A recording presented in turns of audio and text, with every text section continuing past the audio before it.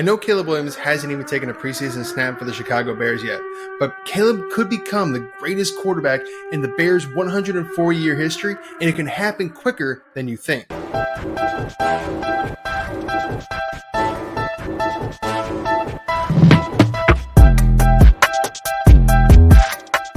The quarterback position has been quite pitiful for the Chicago Bears during their 100-plus year existence, and this tweet from the Windy City Productions highlights that point well.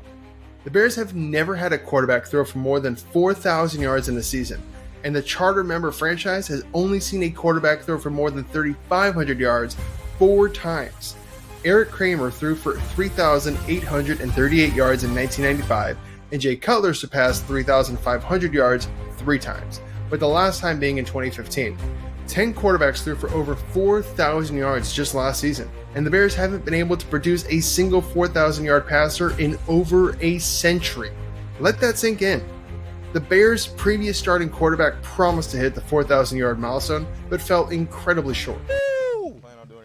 The Bears have been around for 100 years. They've never had a quarterback to throw for 4,000 yards. Yeah. We believe you're going to be in Chicago for a long, long time. Will you break that record? I will. Plan on doing it this year, too. Woo! Plan on doing it this year. Here enters Caleb Williams, the first overall pick in the 2024 NFL Draft, and the guy who GM Ryan Poles favored above Justin Fields. Because, in Ryan Poles' words, you need a guy who puts you in a position to win games. And in scouting, we talk win because of and win with types of quarterbacks. Those are the ones you need to win championships. Although Caleb says that he does not feel the pressure of the situation upon him, fans and media heads have lofty expectations for Caleb. From being a Heisman Trophy winner to being labeled as the best quarterback prospect since Andrew Luck, and being the first overall draft pick, of course people will have lofty expectations. Then add the fact that Caleb is entering possibly the best situation for a rookie quarterback ever, with having DJ Moore, Keenan Allen, fellow first-round draft pick Rome Odunze, Cole Kmet, Gerald Everett, and DeAndre Swift at his disposal. Oh wait, let's also not forget the potential top 5 defense that will be supporting Caleb and a well-credible offensive staff. Yeah, it's safe to say that people will have lofty expectations for Caleb. Since we are well beyond draft season, we won't rehash Caleb's play style and his strengths and weaknesses as a prospect. But if you are interested in that video, you can watch our draft profile on Caleb right here. Bears fans do expect Caleb Williams to become the best quarterback in franchise history, and we think that expectation is justified. He should become the best quarterback in Bears history because, quite frankly, it's not going to be that hard to do. However, Caleb will have to battle the Bears' generational curse at the quarterback spot, and when you're up against that, nothing is guaranteed in the NFL. Caleb being crowned the best quarterback in Bears history is going to come by one of 2 ways. Either he will become a postseason hero, or he will accrue a ton of stats and become the Bears' all-time leader in multiple passing categories. So who is Caleb's competition? Who are the Bears quarterbacks who became postseason heroes, and which ones are the franchise's statistical leaders? Before we discuss the Bears' postseason heroes and stat leaders, we want to give this disclaimer. Sid Luckman is hands down the best quarterback in Bears history. Sid Luckman racked up 5 All-Pro seasons, was named MVP, and led the Bears to multiple championships during his Hall of Fame career. However, he played during the 1940s and thus before the Super Bowl era, so we'll leave him out of this discussion, but we want to at least give Luckman his flowers because he deserves them. Nevertheless, the Bears' postseason hero in the Super Bowl era is an easy answer, and that's Super Bowl champion Jim McMahon. McMahon played for the Bears from 1982 to 1988, and he starred in 6 postseason games and won 4 of them, one being the 1985 Super Bowl. Although McMahon wasn't a hero on the stat sheet, and who can really blame him, he had Walter Payton in the backfield and one of the best defenses in NFL history supporting him, he had the grit and toughness that epitomizes the city of Chicago. However, he did decide to become a backup quarterback for the Green Bay Packers during his last few years in the NFL, and he was on the Packers team that won the Super Bowl in 1996. So he's not a saint. But that didn't stop Chicago from inducting him into the Chicago Bears Hall of Fame in 1998 and retiring his number. However, That might be because he redeemed himself when he went to the White House with the Packers wearing his Bears jersey. So who's the Bears statistical leader for quarterbacks? The Bears quarterback stat leader is a big surprise if you're Gen Z or younger, and that is none other than Jay Cutler. Smokin' Jay played for the Bears from 2009 to 2016, and he leads the franchise with 23,433 yards and 154 passing touchdowns.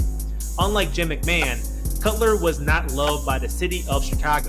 Cutler lacked the fiery and outward personality that Bears fans enjoy, and he oftentimes looked like he just didn't care. He was labeled as a quitter when he could not finish the 2010 NFC Championship game against the Green Bay Packers when he suffered a grade 2 MCL sprain to his knee.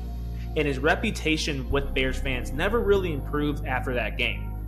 Many Bears fans actually celebrated his departure from the Bears team in 2017.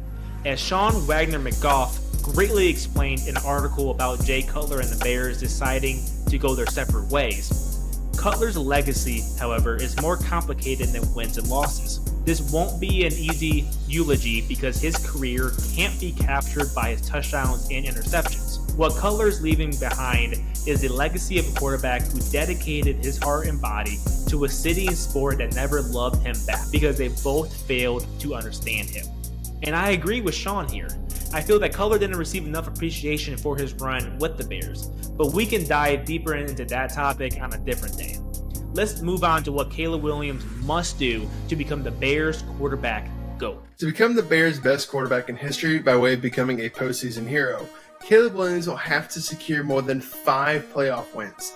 Winning a Super Bowl would automatically get his number 18 jersey retired, but winning a Super Bowl is also extremely rare, so we won't hold him to that kind of a standard. However, a Super Bowl win would quickly become the expectation for Caleb if he can realize his potential and become a top 5 quarterback in the NFL. And winning just 5 wildcard games won't get the job done either. Caleb would have to consistently lead the Bears to deep playoff runs to become a Bears legend. In other words, they would need to be legit contenders as long as he's at the helm. Adversely, to become the Bears' best quarterback in history by being the Bears stat leader, Caleb would have to break every Bears single season and career records for passing yards and touchdowns. Eric Kramer, who played for the Bears in the 90s, owns a single season record for passing yards and touchdowns with 3,838 yards and 29 touchdowns. Therefore, Caleb would need to throw close to 4,000 yards and 30 touchdowns to own the Bears' single-season yards and touchdown records, which, as we mentioned before, those totals should essentially be the standard for Caleb if he develops to be a top 5 or at least a top 10 quarterback. The aforementioned Jay Cutler owns the career record for passing yards and touchdowns with 23,443 yards and 154 touchdowns. Saying that Caleb would need to surpass those career totals would be too simple and easy. So as an attempt to create some benchmark for Caleb's career, we calculated the average number of yards and touchdowns thrown by quarterbacks who were in the top 10 of each category for each of the last 5 seasons, and then we calculated the total average. We found that the average amount of yards thrown by quarterbacks in the top 10 is little more than 4,400 yards, and the average number of touchdowns thrown by those who finished in the top 10 in passing touchdowns is 32. So if Caleb becomes the franchise quarterback for the Bears, it's safe to assume that he will play for at least 10 years for the Bears. He is 22 right now. That will put him at 32 at that point. If he becomes a top 10 caliber quarterback, which means he would average 4,400 yards and 32 touchdowns a season, after 10 years he would have over 44,000 passing yards and roughly 320 passing touchdowns for his Bears career. All in all, Caleb Williams would essentially double Jay Cutler's Bears career records in an ideal world. However, we all know we don't live in an ideal world, and those career benchmarks might be somewhat lofty. So there's a third and final way that Caleb can become the Bears quarterback GOAT. And if you're a Bears fan, you might have been screaming this throughout the entire video. There's a reason we dropped this team name a couple times already. The third way Caleb Williams can become the Bears' best quarterback in history is by taking back ownership of the Chicago Bears from the Green Bay Packers. The Bears are 0-10 against the Packers in their last 10 matchups, and the Bears are 15-50 against the Packers since 1992. Solely winning against the Packers but failing to achieve the first 2 points probably won't get Caleb remembered as a Bears legend by the broad NFL landscape, but he would certainly be a Bears legend in the eyes and hearts of Bears fans everywhere. Hell, Bears fans would probably build him a statue if he could bat .500 against the Packers. Jokes aside, restoring the rivalry with the Green Bay Packers needs to be a primary focus for Caleb Williams, and I think it's a focus of his right now as he is no stranger to the Bears-Packers rivalry since he idolized Aaron Rodgers growing up. He's already winning the hearts of Bears fans by partaking in the Bears' war cry. Sucks! Green Bay sucks! Green Bay sucks! Come on! However, you and I both know that Green Bay does not suck, and neither does the rest of the NFC North as a whole. So this brings us to some of the potential challenges that Caleb will face along his journey. With the first one being, the NFC North is going to be difficult to conquer for the foreseeable future. The Packers are young and ascending, and the Lions were just in the NFC Championship game. This is a challenge in regard to attempting to become the Bears QB legend by way of being a postseason hero, because if the Bears can't win their own division, then they won't be able to secure a high playoff seeding or playoff home games, which could impact the postseason success rate. According to Fabian Summer of Boardroom TV, from 2010 to 2020, there were 112 non-Super Bowl matchups in the playoffs. The home team won 62.5% of the time, winning by an average of 4.2 points per game. Home field advantage doesn't really exist in the wild card round, as home teams in the wild card round only won around 48% of the time, and by a margin of 0.65 points. I think this is because the second best team in a really good division that secures a wild card berth could play a mediocre team that won their weak division. So the lower seeded away team is actually a better team overall than the higher seeded home team. However, having home field advantage is crucial in the divisional and conference championship rounds, with the home team winning divisional round playoff games 75% of the time, with an average of 5.72 points a game. And home teams won the conference championship game 68% of the time, with an average margin of 8.2 points a game. So this data tells us that the Bears, and really any NFL team, should aim to be highly seeded in the playoffs if they want to make a deep playoff run. And securing a high seed starts with winning your division. In regards to challenges Caleb will face as he attempts to become the Bears' quarterback stat leader, is something that all highly touted quarterbacks face, and that is just simply producing at a high level in the NFL. We won't dive into all the various factors that impact a quarterback success rate. We've all seen highly drafted quarterbacks fizzle out of the NFL. Sometimes it's due to a lack of work ethic, sometimes it's that they didn't receive the proper level of coaching or development during the early years, or sometimes it's just because they were placed in the middle of a really bad roster and didn't have the proper resources to get support. Again, we won't dive into those topics in this video, but to GM Ryan Poles' credit, he is attempting to curb the challenge as best as he can. He revamped the roster and hired experienced offensive staff members to support Caleb.